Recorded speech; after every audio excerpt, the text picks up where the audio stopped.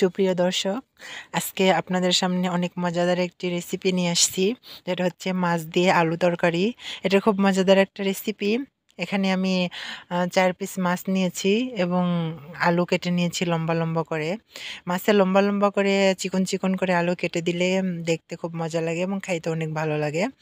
এবং এখানে আছে বিভিন্ন ধরনের মসলা, লবণ, হলুদ, মরিচ গুঁড়া করা। প্রথমে আমি মাছটিকে হলুদ, লবণ এবং গুঁড়া মরিচ দিয়ে ভালো করে মেখে নিব। মেখে নেওয়ার পর মাছটিকে আমরা ভেজে নিব।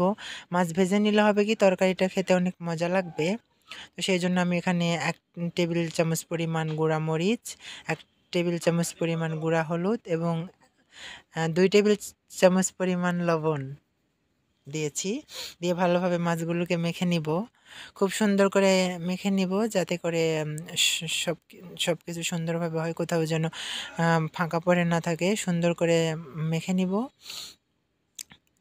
দর্শক, এটা যত মাখবেন তত ভালো হবে। আর আরেকটা কথাই আছে যে মাছটা আপনি যত ধুবেন মাছটা খেতে তত মিষ্টি হবে। মাছে এমনিতে অনেক জীবাণু থাকে। আপনারা ভালো করে মাছ ধুয়ে নিবেন। আমি এখানে চুলার উপর কড়াই বসিয়ে কড়াইটা গরম হওয়ার পরে তেল দিলাম। এখন তেল দেওয়ার পর তেলটা গরম হওয়ার পরে এক পিস করে মাছ ছেড়ে দিব তেলের মধ্যে। দেখতে পাচ্ছেন দর্শক, অনেক সুন্দর হয়েছে মাখানোটা। ভাজিটা অনেক সুন্দর করে করতে হবে।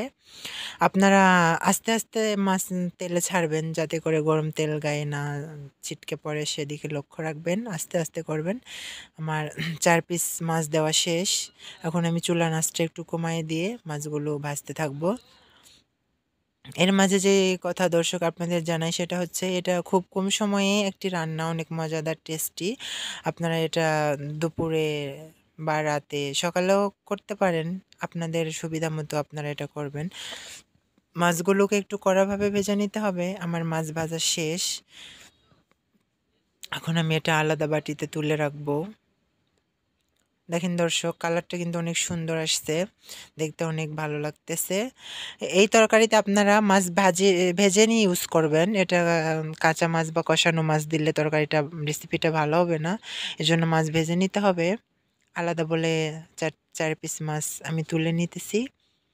তুলে নেওয়ার পর দর্শক ওই একই কড়াইয়ে আমরা আমাদের বাকি মশলাগুলো, কুচি করে রাখা পেঁয়াজের পরিমাণ একটু বেশি করে দেব, যেহেতু মাছের তরকারি বা মাংসের তরকারি যেটাই বলেন, অন্যান্য তরকারির থেকে মাছ বা মাংসের তরকারিতে সবাই একটু বেশি পেঁয়াজ ব্যবহার করে থাকে। পেঁয়াজের কোনো তুলনা হয় না।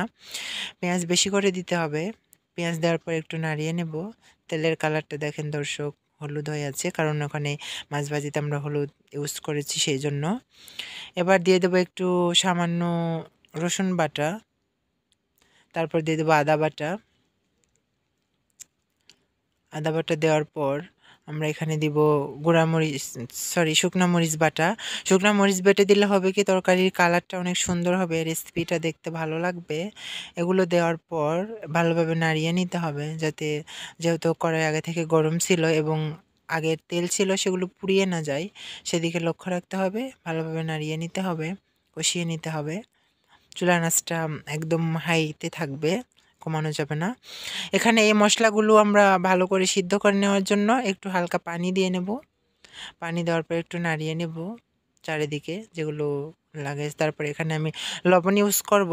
লবণ এখানে আমি দিয়েছি ২ টেবিল চামচ পরিমাণ। আপনারা চাইলে আপনাদের স্বাদ মতো কম বা বেশি ইউজ করতে পারেন। তারপরে দিয়েছি হলুদের গুঁড়া। এখানে আমি ১ চামচ দিয়েছি এবং হাফ চামচ, কারণ হলুদ আগে থেকে ছিল।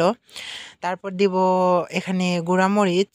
গুঁড়ামরিচ দিব ১ চামচ এবং হাফ চামচ, কারণ তেলের মধ্যে আগে ছিল ভাজা মাছের গুঁড়া, হলুদ, মরিচ দুটোই। সবগুলো মশলা দেওয়ার পর একটু নাড়িয়ে নিতে হবে। আগে থেকে দেওয়া পানিগুলো থেকেই আমি কষিয়ে নিতেছি। আলাদা পানি আমি এখানে এখনো ইউজ করিনি। তারপর আমি সেই লম্বা, লম্বা করে ছোট, ছোট করে কেটে রাখা আলুগুলো এই মশলার মধ্যে দিয়ে নিব। দিয়ে নেওয়ার পর এগুলো ভালোভাবে নাড়িয়ে সবগুলো মশলাকে আলুগুলোর সাথে ভালোভাবে মিক্স করে নিতে হবে, যাতে কোনোটা সাদা হয়ে না থাকে, সবগুলো যেন কালার হয়। এজন্য ভালোভাবে নাড়িয়ে নিতে হবে। চুলার আঁচটা একটু হালকা কমায় দিতে হবে। কারণ বেশি করে থাকলে এগুলো পুড়িয়ে যাওয়ার সম্ভাবনা আছে। এগুলোকে হালকা সিদ্ধ করার জন্য একটি ঢাকনা দিয়ে ঢেকে দিতে হবে। তো দর্শক ততক্ষণ আলু সিদ্ধ হয়ে আসুক। এর ফাঁকে আপনাদের একটা কথা বলি যে রান্না করার সময় আপনারা অবশ্যই সাবধানতা অবলম্বন করবেন। কোনো তাড়াহুড়ো করে রান্না করবেন না। রান্না যত আপনারা আস্তে করবেন, মনোযোগ সহকারে করবেন, রান্না কিন্তু ততই ভালো হবে। তো দর্শক এখানে ঢাকনা উঠিয়ে মাঝে, মাঝে একটু নাড়া দিতে হবে। কারণ যেহেতু আমি পানি ইউজ করিনি, নিচের দিকে পুড়িয়ে যেতে পারে। আর পোড়া তরকারিতে খেতে কারোই ভালো লাগবে না। এজন্য মাঝে, মাঝে একটু নাড়িয়ে নিতে হবে। দর্শক দেখেন অনেক সুন্দর একটা ডিপ কালার আসছে। দেখেই মনে হচ্ছে যে রেসিপিটা অনেক সুন্দর হবে। আপনারা এটা অবশ্যই ট্রাই করবেন। আপনাদের বাসায় এটা ট্রাই করবেন। রান্না করে দেখবেন আসলে রেসিপিটা আসলে কতটা সুন্দর, কতটা দেখতে ভালো বা খেতে ভালো অবশ্যই আপনারা এটা বুঝতে পারবেন। যদি রান্না না করেন তাহলে তো আপনারা বুঝতে পারবেন না, না খাইলে সেটাও বুঝতে পারবেন না। এখানে আলুটা ভেজে নেওয়ার পর এখানে আমি পানি ইউজ করব। পানি না দিলে দেখা যাচ্ছে যে আলু তো সিদ্ধ হবে না। এজন্য এখানে পানি দিয়ে আমি এখানে ১ কাপ পরিমাণ পানি দিয়েছি। পানি দিয়ে ভালোভাবে নাড়িয়ে নিচ্ছি। চারিদিকে যে মসলাগুলো ছড়ানো ছিটানো আছে সেগুলো ভালোভাবে নাড়িয়ে নিতে হবে। এখানে আর ১ কাপ পানি দিলাম। টোটাল ২ কাপ পানি এখানে আমি ইউজ করলাম। এরপরে এগুলোকে সিদ্ধ করার জন্য আমি ঢাকনা দিয়ে ঢেকে দিচ্ছি।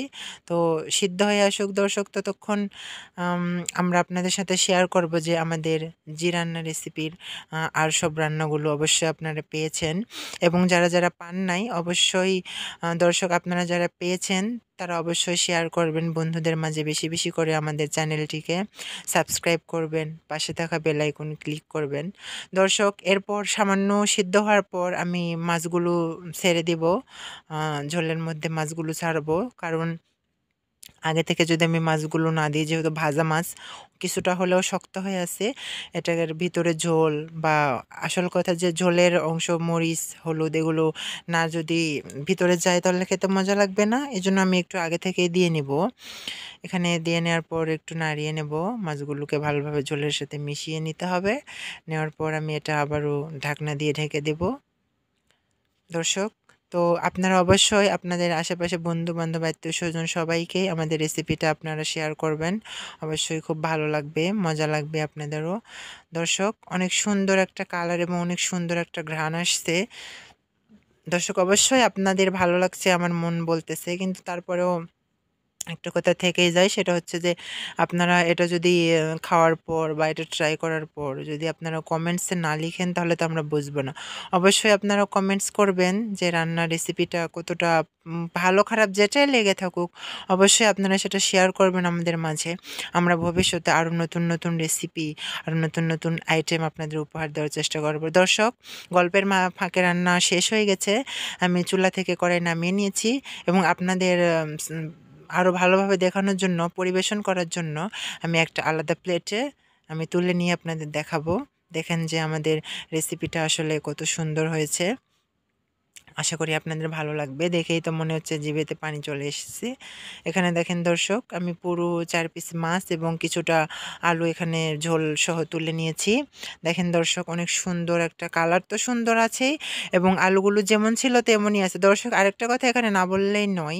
সেটা হচ্ছে যে আমরা যখন তরকারিতে যখন ঝোল দেব বা সিদ্ধ করার জন্য পানি দেব তখন আমরা তরকারিটা বেশি নাড়বো না। কারণ নাড়লে আপনার মাছ বা আলু ভেঙে যেতে পারে, তাতে তরকারিটা দেখতে ভালো হবে না।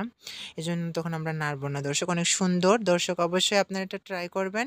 অবশ্যই, অবশ্যই, অবশ্যই।